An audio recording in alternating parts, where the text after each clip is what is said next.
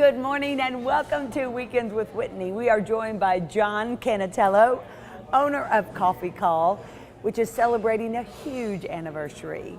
Beignets that will rival Cafe du Monde any day, and Cafe Olé that has started so many mornings across Baton Rouge. Much more on Coffee Call coming up. Also on this morning show, the miracle of Molly, the three-legged pony, and the miracles she brings out in others. Then Dr. Nick discusses addiction, how a family system can help or hinder recovery, and how to know the difference. But we begin with a Baton Rouge tradition, 3 generations in the making.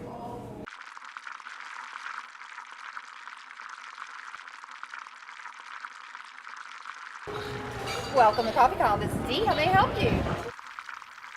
Here, business is as hot as the beignets. 3 generations of the Canatello family have sprinkled success, Voila. with rich tradition. It's a great atmosphere. I love it. It feels like home. It's the place where many bite into their first beignet, like 14-month-old Marjorie, along with Brinley and Mackenzie. You can see she's still wearing the evidence. What a fun date for us to take the girls. They've never had beignets before. It tastes like a donut. But here, you can make it as sweet as you want. A lot of times people have that as their first solid food for their kids. Yeah, I've had a lot of people tell me that. As a kid, John grew up and worked here. His dad, Vince, started it all 40 years ago this week. I'm really excited. So excited, he rolled back prices to that first day. 35 cents for beignets and coffee. In those days, he did it all. I'm in here at 2 o'clock in the morning mopping the floor, and this guy who had a few drinks come in, he said, come on, he said, the boss ain't supposed to mop the floors. I said, partner, the boss home in my bed. If I was the boss, I'd be in bed and she'd be here mopping. What do you think has been the secret to success? I think my husband's attempt at making this a place for everyone to come with their families to be able to sit down. John's running this family business now.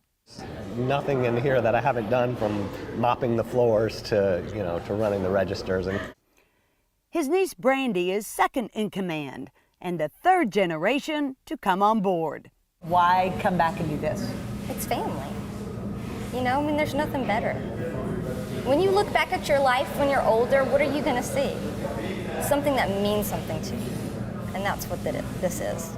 They make everyone feel like family. So I made myself at home, and like all in the Canatello family, I got to work. Welcome to Coffee Call. May I take your order? Yes, can I have a large bag of beignet fingers?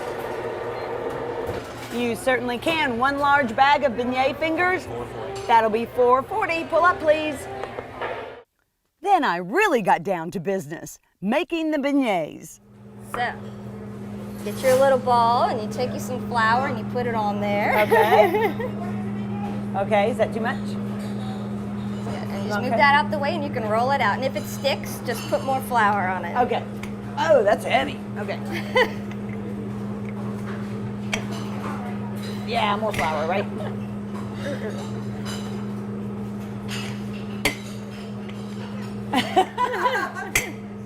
All right, Just some more. what's the key to that? More Darn it, flour. More flour. Really coat it down. There you go. Okay, gee, lots of powder. All right.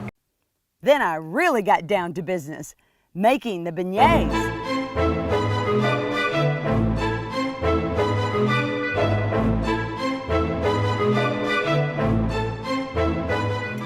You wouldn't hire me. I'm not very fast, for sure. Brandy shares her secret to plump, perfect beignets. Air underneath. Yeah, you take that, slap it up and down. Oh boy, okay, and then it gets all messed up.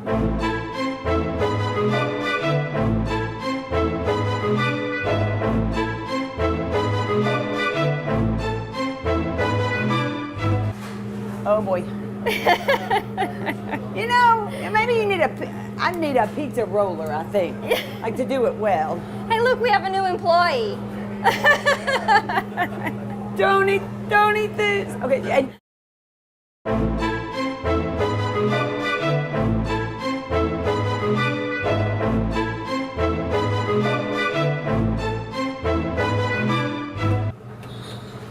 oh boy, some of them are hard to get. Okay, it's like I'm going fishing.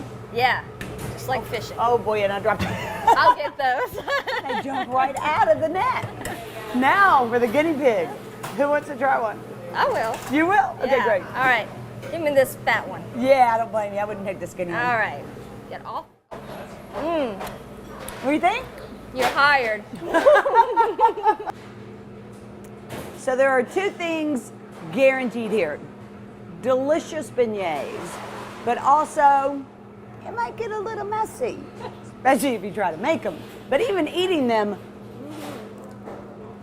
it's worth it.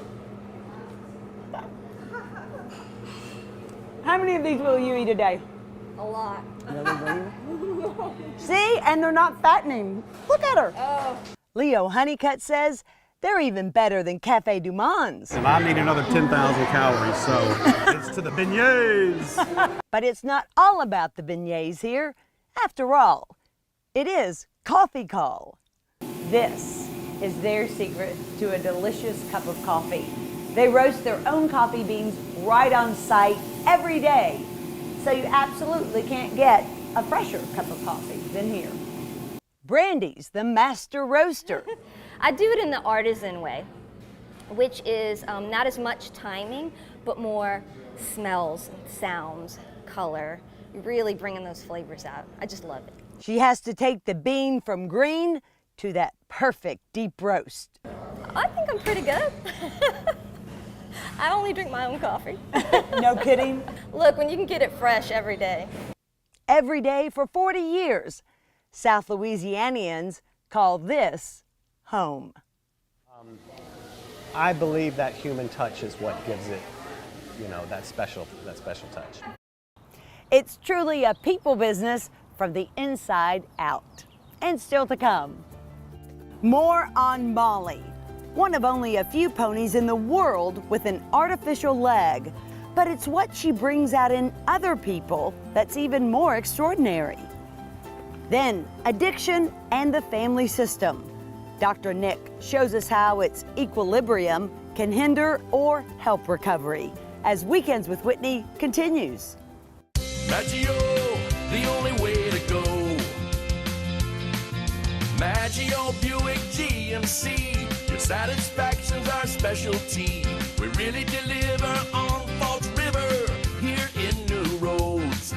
Small town atmosphere, legendary service for over 60 years. Maggio, the only way to go. The only way to go, that's Maggio. It was nearly a decade ago that Brett teamed up to Imagine Your Parks, and you imagine big.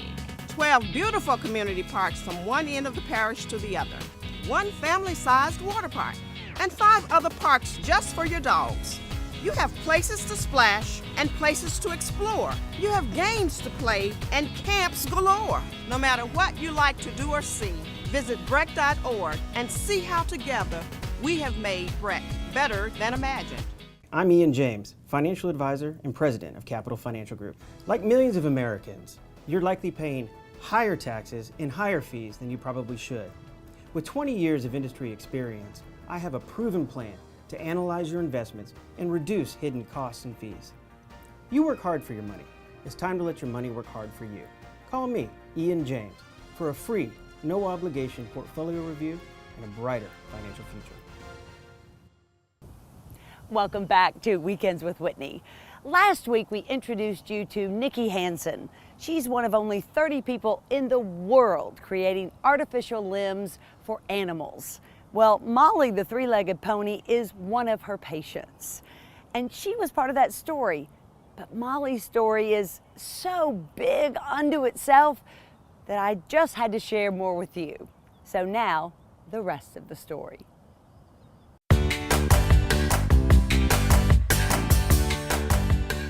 Molly is one of the few ponies in the world with an artificial leg.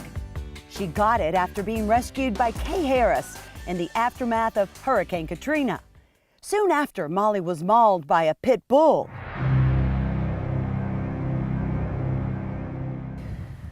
I don't think she's a pony. I think she's a cat. Okay. 9 lives. 9 lives. Every time this pony has hit some big crisis, she's pulled through it. And I think that's a miracle in itself.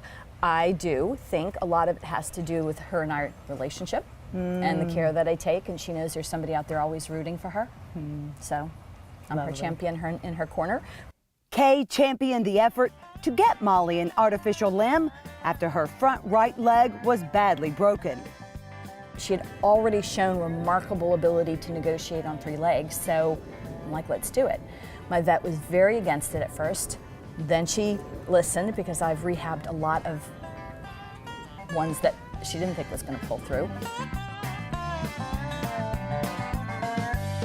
A prosthetic leg is a huge commitment for the animal and its owner. Nikki Hansen, who created Molly's latest leg, says it's a commitment few can undertake. It's the heart and it's the dedication, and that's, I think one of the biggest things with having an amputee animal is it's the dedication that goes into it. And then there's compliance, and you have to be willing to, spend that much time and that much energy and that much effort and sometimes that much money. A new leg can cost anywhere from $5,000 to $20,000. This is the 6th one Molly's had in 10 years.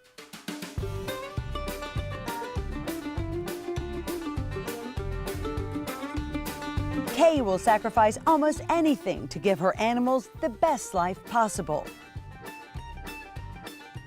33 years I've been doing pony ride business. A lot of my ponies and horses are rescues, and they come from bad situations, and we rehab them, and then they have this wonderful life. And I must be doing something right because most of my ponies make it into their 40s. To keep Molly and her amputated leg in shape, Kay and Molly even swim together.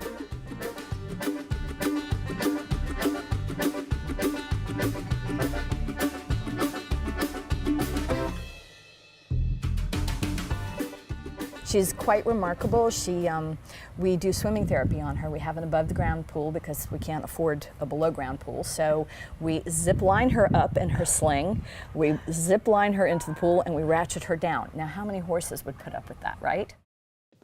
Kay has horse sense, so Molly must have people sense. Horse is a horse, of course, and no one can talk to a horse. Her connection to people and situations is unlike anything Kay's ever seen. After Molly got her prosthetic leg in 2006, she and Kay had a conversation. Hello. And I looked at her and I said, okay, some people might think this is mean, but I think it's empowering. And so I looked at her and I said, we all work. What are you going to do? And the answer came in my head. She said, we're going to go to Children's Hospital. So we went to Children's Hospital, and that's when we had a miracle. That miracle was with Molly and a boy similar to this one with an uncontrollable thrashing disorder.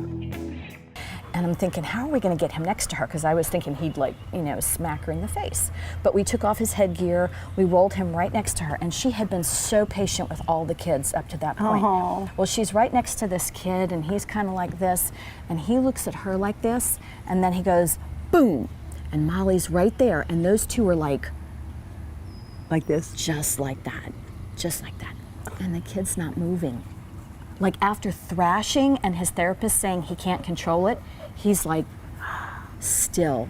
And everybody, when he did it, because it was very much, all the people watching, it was like one of those vignette moments where he just went, everybody went, and he just looked at her, and then he started smiling, and his mom was like kind of crying in the background because there was more from this kid than they had seen just by meeting Molly. That would be the first in a decade of visits to children's hospitals, Walter Reed Military Medical Center, camps, and nursing homes across the country. Molly's inspired and given renewed hope to thousands. She's just, again, this miracle pony who seems to be so smart and knows so much. Kay and Molly have an almost mystical connection. For instance, one night on a trip to Walter Reed, Kay woke up instantly out of a deep sleep. It's snowing outside, and I'm like, something's wrong with Molly. I get in my truck in the middle of the snow. I go to this barn, and she's standing there with her blanket all wrapped around her, so she can't move, and her water bucket's dumped over underneath her, and she turns and looks at me about, "Thank you, I've been calling you for like an hour." Uncanny. Uncanny. And Molly, who normally loads herself onto the trailer, won't if she misses someone. We're walking down this ramp that we brought her up to meet the kids, and she turns around, my poor three-legged pony, and she hauls butt back up the ramp. And the vet and I are like, "Stop, Molly, stop!" And she's just powering through us. And I'm like, "Oh, she's going for that grass." Nope. Passes up the grass, goes right back to where we'd been meeting the kids, stopped, and looked around. And I went, "Okay, your choice." 5 people had just walked up that she hadn't met. "Please all come up, put your hands on her. Don't just look at her, you gotta put your hands on her," right? So the 5th person stepped back and she went, "Okay," and loaded herself on the trailer. I don't force her to travel because, oh look, I've got this 3. No. I travel because it's her heart. And she has done so many miraculous things with so many people and so many kids and touched so many lives. If you would like to see where Molly will be next, you can follow her on Facebook or Twitter. Or if you would like to see Molly at your next event, you can contact Kay at 504-469-0148. And still to come, Dr. Nick peels back the onion on addiction and family dynamics. How do you best help a loved one on the road to recovery? The answers might surprise you as Weekends with Whitney continues. When people say there's nothing to do in Baton Rouge, don't take that lying down. Tell them to go take a swing. Or go fish. Or go fly a kite. You have places to splash. And places to ride. Or even places to fly. Take a trip back in time. Or see the world. No matter what you like to do or see, visit breck.org and see how together we've made Breck better than imagined. Buying or selling a home can be stressful and exhausting, unless you choose me. I'm Regina Roselle with KDK Realty. Don't just trust your largest asset to anyone. Go with success. I've sold hundreds of homes over the last 10 years, and I can get you top dollar for your home, as well as get you the best price on your new one. Email me at buywithregina@gmail.com. I'll do all the work. All you have to do is pack. Let's get moving together.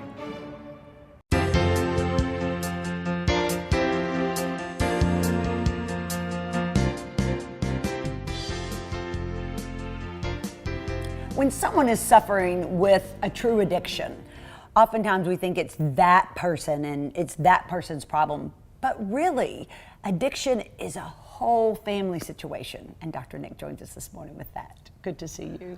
Good to see you too, Whitney, and thanks for talking about this subject. Yes. We're not talking to addicts today, we're talking to families of addicts. And what can we do to help? Brothers and sisters and parents. And love family. I mean friends who are like family, even coworkers sometimes. It's really, I think, important for people to understand that it is a family problem, or that families are affected and maybe even inflicted by that behavior. It's a family situation. It's a family situation. But what we need to be clear about is that families it's sometimes one or the other.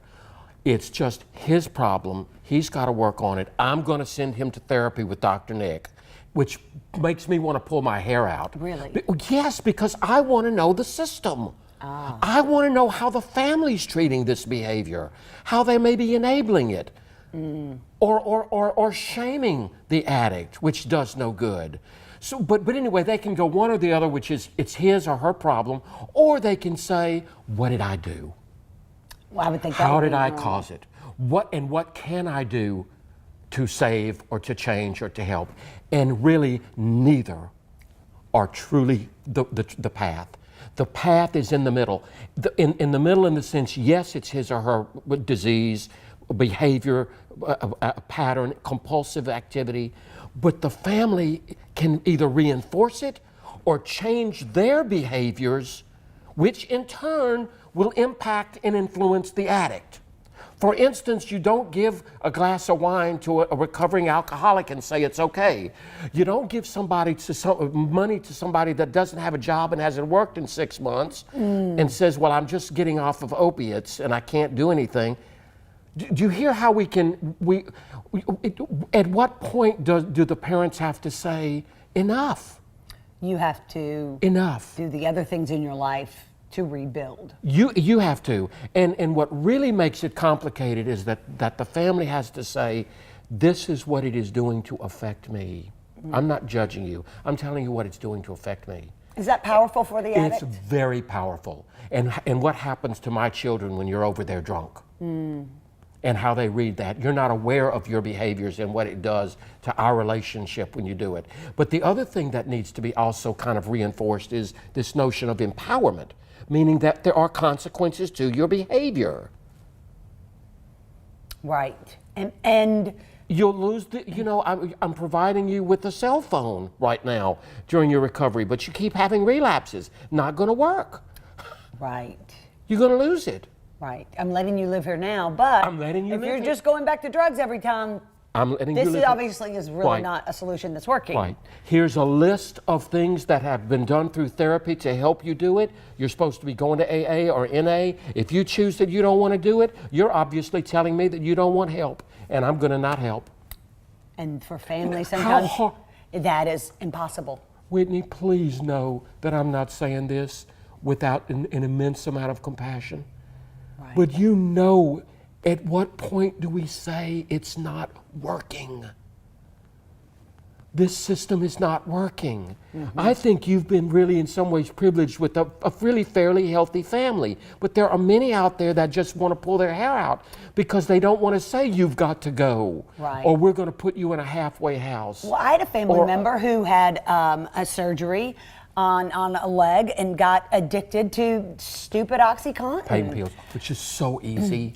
But can I tell you that my mother finally, after like the third relapsed? Oh, rehab. Wow. She was like, I am done.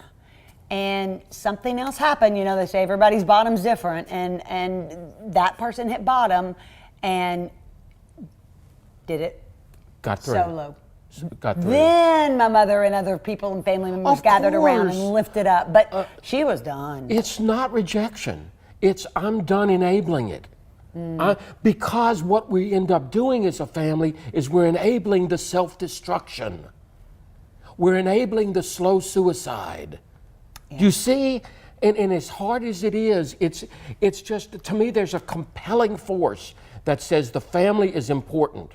You know, and it's also important to the recovery in the sense of, again, good boundaries. I just felt like families needed to hear there is a way. And there is a way. Right, and to tackle it as a unit if you can with a professional. Don't let someone go solo. I would certainly think tackle it. I tell you, Whitney, I really have gotten to where I will say when someone wants to come in, I want to meet the family. I want to know the dynamic because so many things will come out. So many things will come out. There can be a parent that has no idea that he's shaming his daughter, but every time she goes on an alcohol, it's you're worthless. You're never going to amount to anything. Do you hear? All it does is make her. And I'm not taking away her responsibility. I'm saying that he doesn't realize what he's doing. Sure. He's contributing. Right. You're thinking, it's real, isn't it? No, yeah, I bet it concerns you. You have children. Right. You don't know what's out there. Right. And they could have surgery and get on opiates and then all of a sudden become...